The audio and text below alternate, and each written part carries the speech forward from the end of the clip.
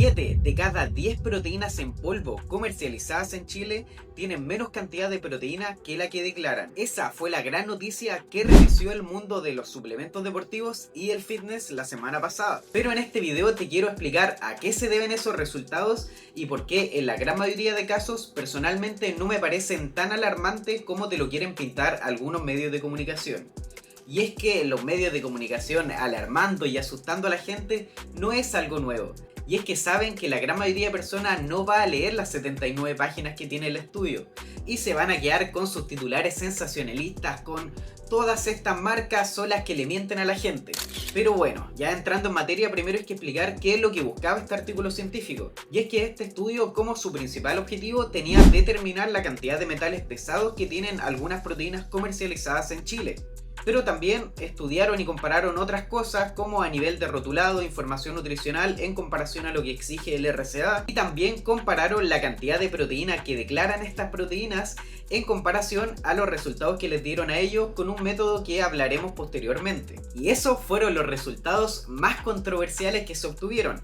Así que en este video nos vamos a basar netamente en esos resultados. El tema de los metales pesados lo podemos ver en un próximo video. Bueno, primero que nada es importante saber qué método se utilizó para determinar la cantidad de proteína que tenía cada producto. Y es que en este caso se utilizó el método Kelvin. No sé si lo estaré pronunciando bien, pero acá arribita lo estarán viendo porque es bastante complicado de pronunciar. Este método lo que hace principalmente es calcular la cantidad de nitrógeno que tiene el producto. En base a eso se multiplica por un factor fijo y en base a eso se estima cuánta proteína aproximadamente tiene ese producto. ¿Qué quiere decir esto? ¿Y por qué es tan importante conocer el método que se utilizó? Que es un método totalmente indirecto, o sea que a base de nitrógeno se calcula cuánta cantidad de proteína tiene el producto. O sea que tiene un margen de error incluso para subestimar como para sobreestimar los resultados, por lo cual es necesario tomar con pinzas los resultados que vamos a ver posteriormente. No sé si se acordarán que hace unos 2 a 3 años salió un Nutri bastante conocido que les estaré dejando por acá arriba a hacerle bastante análisis de este estilo a proteínas y a marcas chilenas, que ahí los resultados fueron malísimos, por eso se hizo bastante controversial y personalmente ese estudio y ese contenido me gustaba bastante. ¿A qué voy con esto? Con hacerle acordar de ese tema, es que esa vez se utilizó un método muchísimo más exacto que este, para que los vayan conociendo. Ese método sí es muchísimo más caro, por lo cual por ende entiendo que no se utilizó en este caso por tema de precio porque es bastante caro. De hecho ese Nutri no volvió a seguir haciendo más análisis por tema de precio, que salía en torno a unos 500, 600 mil pesos chilenos más o menos. ¿Cuál era la diferencia entre ese método y el otro método? Es que este método más caro lo que hacía era separar la proteína en aminoácidos y así se podría ver exactamente el aminograma de la proteína y en base a la cantidad de aminoácidos se sumaba y se daba un total de proteínas. Entonces también se conocían las proteínas que hacían amino spiking. Bueno, todo esto de los métodos es más que nada para que se den cuenta que este método que se utilizó tiene un margen de error un poquito mayor al otro método que le estaba mencionando igual. Y si bien me parece un estudio excelente, la verdad es que me gustó bastante el estudio, me parece muy interesante para hacerse ideas generales, como les decía, los invito a tomarse con pinza igual los resultados ya que puede haber un margen de error. Además, también es importante señalar que se estudiaron únicamente 30 marcas, acá hay que hacer ojo, porque a nivel de mercado chileno quizá habrán unas 150, 200 marcas entre las nacionales y las extranjeras.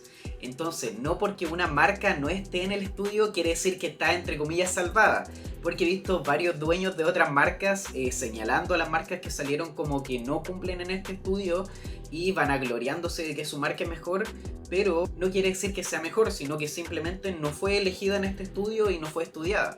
Personalmente me encantaría que hubiera un estudio que estudiara absolutamente todas las marcas para hacerse una idea general. Pero bueno, ahora ya conociendo qué es lo que buscaba este estudio y conociendo el método que utilizaron, vamos a ver por qué más del 70% de las 30 proteínas estudiadas no cumplen con la cantidad que deberían tener. Bueno, para entender los resultados primero hay que entender qué es lo que exige el reglamento sanitario de los alimentos en Chile. Exige que proteínas, vitaminas, minerales, fibra y o grasas monoinsaturadas o poliinsaturadas deberán estar presentes en una cantidad mayor o igual al valor declarado en el rótulo, para aquellos que declaren mensajes nutricionales o saludables, y sobre un 80% para aquellos que no declaren estos mensajes nutricionales o saludables. ¿Qué quiere decir esto? Que una proteína común con su mensaje como alto en proteína, si declara por ejemplo tener 80 gramos de proteína en 100 gramos de producto, y en verdad según este análisis, que como les digo tiene un margen de error, da como resultado que tiene 79.9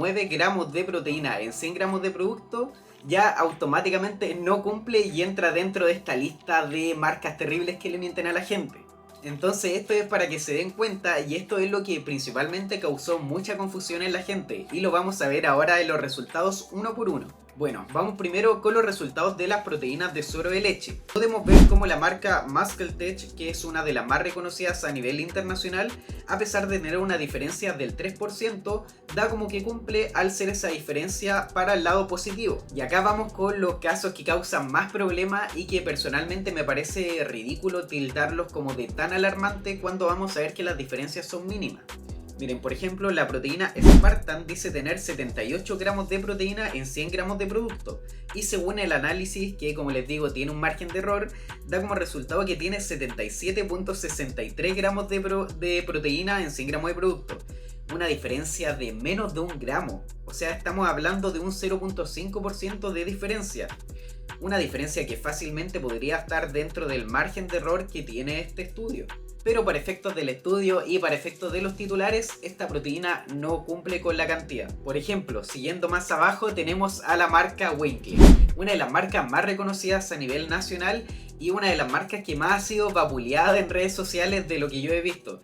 Mucha gente dice, oh, Winkler se me cayó, porque Winkler era una marca que parecía ser bastante confiable. Pero miren, viendo los resultados, la diferencia entre lo que ellos declaran a lo que tienen es de un 1.6%, o sea, prácticamente nada. Y como les decía, puede estar fácilmente dentro del rango de error que tiene este estudio. Siguiendo más abajo pasa exactamente lo mismo con la Gold Standard, lo mismo con Sportlab, con Aplin, con Redstone 1 y con la proteína de la ahumada. Y acá marco una línea roja porque ya siguiendo para abajo tenemos la Mutant, que da una diferencia de un 15.4%, que ya personalmente me parece una diferencia ya más considerable a tener ojo. Lo mismo pasa con la Nutrex, también tiene una diferencia que me parece más considerable. Y acá llegando al final tenemos a lo que es Hexacore, que acá ya sí que la diferencia es tremenda. O sea, ellos declaran tener 82 gramos de proteína en 100 gramos de producto cuando según este resultado tiene 35. Acá, si bien por ejemplo yo les mencionaba el margen de error, esta diferencia no está dentro del margen de error. O sea, sería prácticamente imposible que el estudio se haya equivocado tanto como para dar un margen tan grande. Así que personalmente con estas marcas sí tendré ojo. Bueno, ahora vamos con los resultados de las proteínas veganas. Y acá tenemos bastante mejores resultados. Por ejemplo, Spartan, White, Sportlab y Aquasolar cumplen sin ningún problema. Y acá partimos con lo mismo, los mismos problemas. La Gold Standard vegana tiene un 0.2% de diferencia, 1.5 gramos de proteína de diferencia, o sea, prácticamente nada.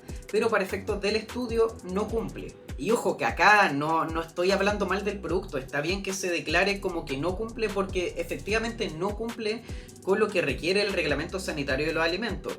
Pero hay que tener en perspectiva, más que nada mi queja o lo que me parece mal son los titulares alarmistas o la gente que está hablando mal de marca en sí sin saber cuál es la diferencia que tienen entre lo que declaran y lo que dicen.